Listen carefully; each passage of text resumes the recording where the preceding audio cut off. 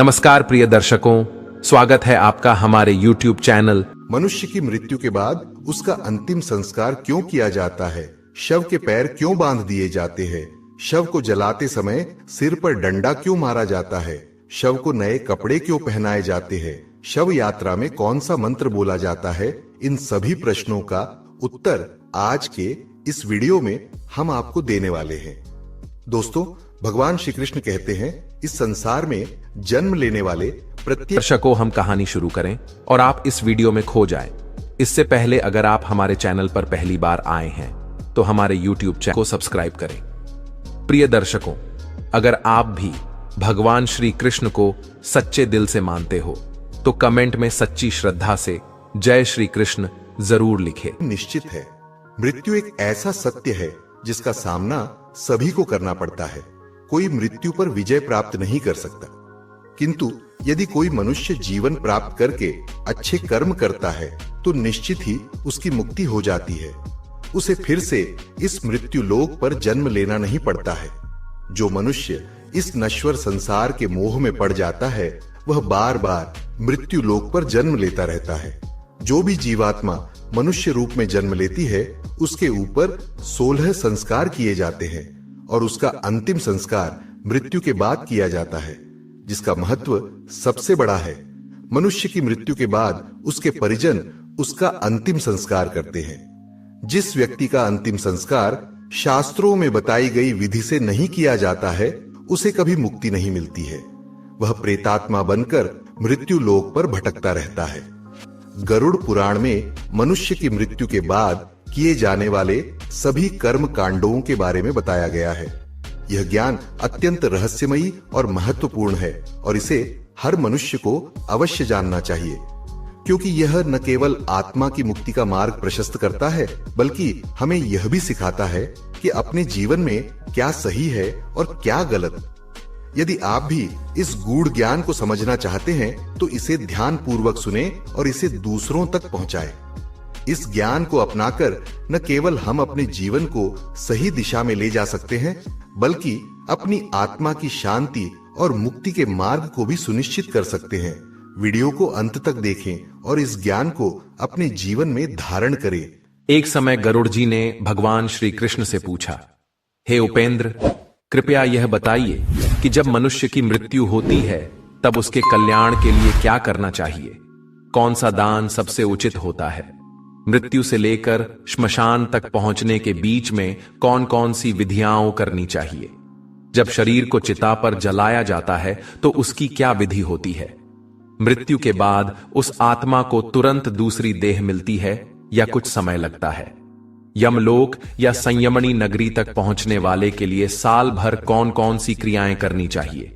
अगर कोई व्यक्ति दुराचारी या पापी हो तो उसकी मृत्यु के बाद उसका प्रायश्चित्त कैसे किया जा सकता है?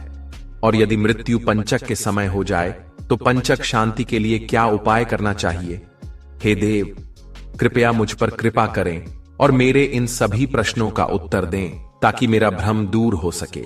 मैंने यह सब लोक कल्याण की कामना से पूछा है। भगवान श्री कृष्ण ने कहा, हे गरुड़, आपने जो प्रश्न किया है वह मनुष्यों के हित में अत्यंत महत्वपूर्ण है। अब आप ध्यान पूर्वक सुनिए।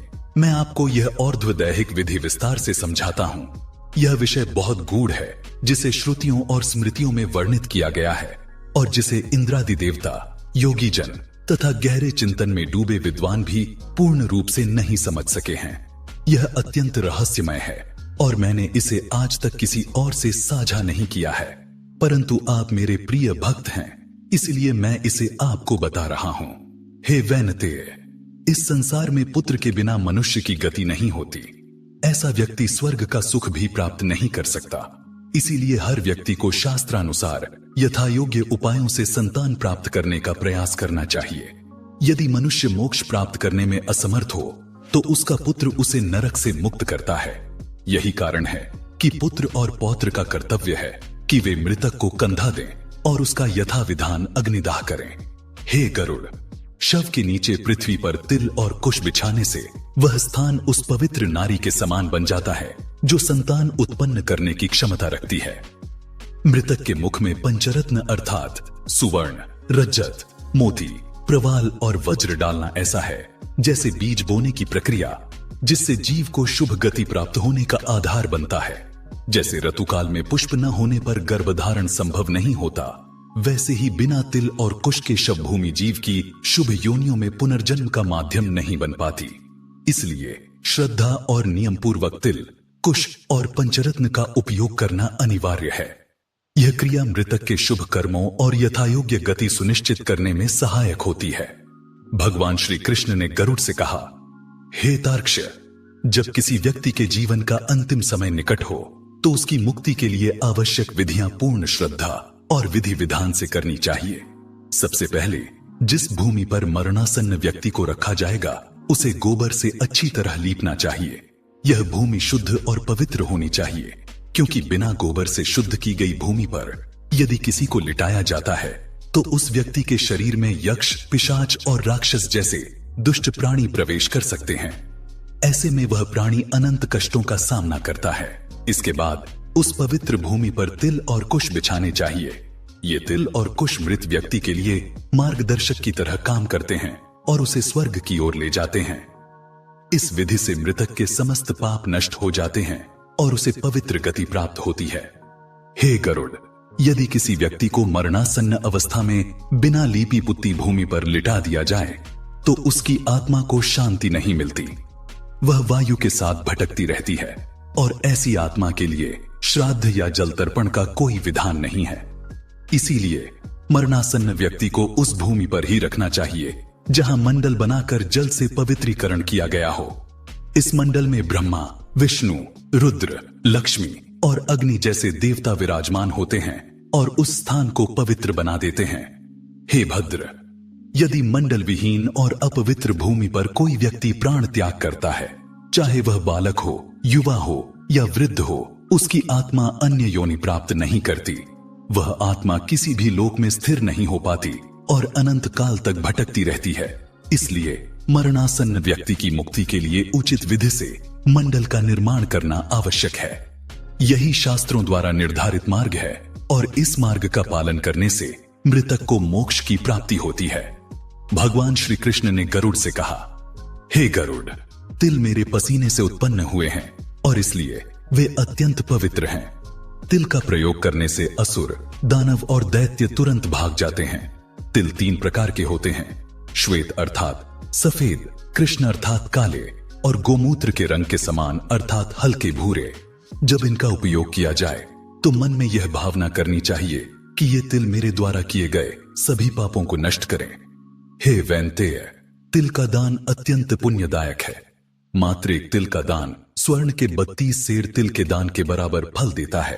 तर्पण, दान और होम में तिल का उपयोग अक्षय पुण्य प्रदान करता है। इसी तरह कुश मेरे शरीर के रोमों से उत्पन्न हुए हैं और तिल मेरे पसीने से।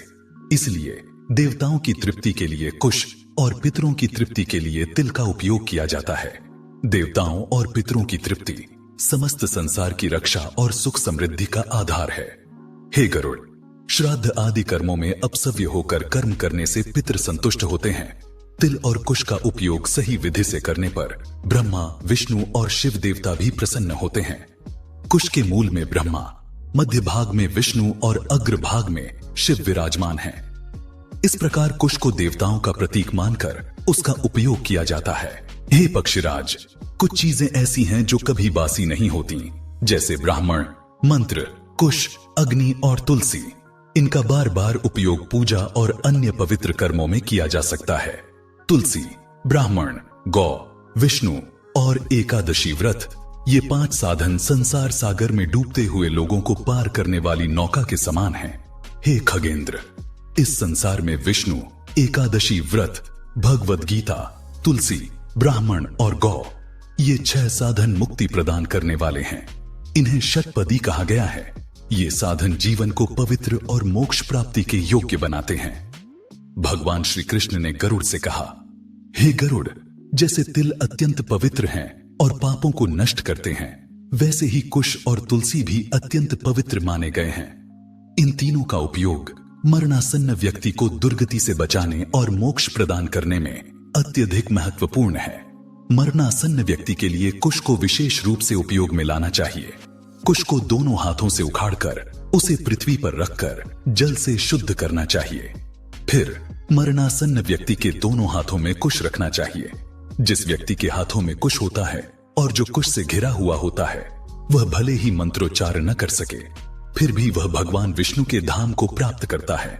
हे वैनतेय, जब किसी मरणासन्न व्यक्ति को गोबर से शुद्ध की गई भूमि पर लिटाया जाता है, कुशासन पर स्थापित किया जाता है और उसे विशुद्ध अग्नि में दाह दिया जाता है, तो उसके सभी पाप नष्ट हो जाते हैं। ऐसा करना उस आत्मा के लिए मोक्ष का मार्ग प्रशस्त करता है। इसके अतिरिक्त लवण अर्थात नमक भी अत्यंत दिव्य और पवित्र माना गया है। लवण का रस प्राणियों की सभी इच्छाओं को पूर्ण करने वाला है। बिना लवण के अन्न का रस न तो प्रकट होता है और न ही वह स्वादिष्ट बनता है। यही कारण है कि लवण रस पितरों को अत्यंत प्रिय है और यह स्वर्ग प्रदान करने वाला माना जाता है। हे गरुड़, यह लवण रस भगवान विष्णु के शरीर से उत्पन्न हुआ है। जो इस तथ्य को समझते हैं, वे लवण के साथ दान करने को पुण्यकारी मानते हैं। यदि किसी ब्राह्मण, क्षत्रिय, वैश्य, शूद्र या स्त्री के प्राण मरणासन्न अवस्था में निकलने में विलंब हो रहा हो, तो स्वर्ग का द्वार खोलने के लिए लवण का दान करना चाहिए। लवण का दान न केवल आत्मा को शांति प्रदान करता है, बल्कि उसे उच्च लोकों की प्राप्ति में सहायक होता है। भगवान श्री कृष्ण ने गरुड़ से कहा, हे पक्षींद्र, अब मैं तुम्हें मृत्यु का स्वरूप विस्तार से बताता हूं। मृत्यु ही काल है और जब उसका समय आ जाता है तो जीवात्मा का शरीर और प्राणों से वियोग हो जाता है। यह अटल सत्य है कि मृत्यु अपने समय पर ही आती है। मृत्यु के कष्ट इतने गहरे होते हैं कि उस समय प्राणी अपने सभी कर्मों और स्मृतियों को भूल जाता है। हे गरुड़, जिस प्रकार वायु बादलों को अपनी गति से खींचता और इधर उधर ले जाता है, उसी प्रकार यह संसार काल के अधीन है। सात्विक, राजस और तामस गुण सभी काल के वशीभूत हैं और प्राणियों के जीवन पर अपने अपने प्रभाव डालते हैं। सूर्य, चंद्रमा, वायु, अग्नि, आकाश, पृथ्वी, सागर, औषधियां, नदी और सभी प्राकृतिक तत्व भी काल के अनुसार उत्पन्न होते, बढ़ते, घटते और अंत में समाप्त हो जाते हैं। जब मृत्यु का समय आता है तो उससे पहले दैवयोग से कोई रोग उत्पन्न होता है। रोग के कारण शरीर कमजोर हो जाता है, इंद्रियां काम करना बंद कर देती हैं और व्यक्ति का बल, ओज और वेग समाप्त हो जाता है। मृत्यु के समय जो पीड़ा होती है वह करोड़ों बिच्छुओं के एक साथ काटने जैसी होती है। यह पीड़ा इतनी तीव्र होती है कि व्यक्ति हाहाकार करता है, लेकिन उसे कोई राहत नहीं मिलती। उस समय यमदूत प्रकट होते हैं और वे बलपूर्वक प्राणों को खींचने लगते हैं। प्राण कंठ में अटक जाते हैं और व्यक्ति का चेहरा विकृत हो जाता है। उसकी आंखें स्थिर हो जाती हैं, मुंह से फेन और लार निकलने लगती है। उसके बाद शरीर में स्थित अंगूठे के आकार का सूक्ष्म पुरुष अर्थात आत्मा यमदूतों के द्वारा खींचा जाता है। वह आत्मा अपने घर और प्रियजनों को देखकर विलाप करती है, लेकिन कोई उसे रोक नहीं पाता। मृत्यु के समय शरीर में प्रवाहित वायु क्रोधित हो जाती है।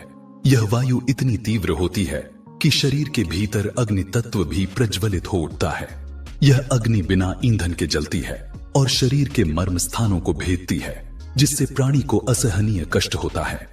परंतु जो लोग भक्ति में लीन रहते हैं और भोग विलास से दूर रहते हैं, उनके लिए यह प्रक्रिया सहज होती है। जो सत्य बोलते हैं, किसी का विश्वास नहीं तोड़ते, धर्म के मार्ग पर चलते हैं और सच्चे श्रद्धावान होते हैं, उन्हें सुखपूर्वक मृत्यु प्राप्त होती है। इसके विपरीत जो लोग झूठ बोलते हैं, विश्वासघात करते हैं और वेदों की निंदा करते हैं, उनकी मृत्यु अत्यंत कष्टदायक होती है। उन्हें लेने के लिए भयावह यमदूत आते हैं, जो लाठी और मुदगर लिए होते हैं और दुर्गंध से भरे होते हैं। यमदूतों को देखकर प्राणी भय से कांपने लगता है। वह अपने माता पिता, पुत्र और प्रियजनों को पुकारता है, लेकिन कोई उसकी सहायता नहीं कर पाता। उसके कंठ से स्पष्ट शब्द नहीं निकलते। उसकी आंखें डर के मारे इधर उधर घूमती हैं और उसकी सांस तेज हो जाती है। अंत में अत्यधिक वेदना सहते हुए वह अपने शरीर का परित्याग कर देता है। मृत्यु के तुरंत बाद वह शरीर दूसरों के लिए अस्पृश्य और घृणित हो जाता है। जो शरीर कभी प्रियजनों के स्नेह का केंद्र था, वह अब त्यागने योग्य समझा जाता है। यह संसार की सच्चाई है कि शरीर नश्वर है और आत्मा काल के अधीन है। हे गरुड़, यही मृत्यु का स्वरूप है। इसे समझकर जो व्यक्ति धर्म के मार्ग पर चलता है, वह इस असार संसार में भी मोक्ष का अधिकारी बनता है। भगवान श्री कृष्ण ने गरुड़ से कहा,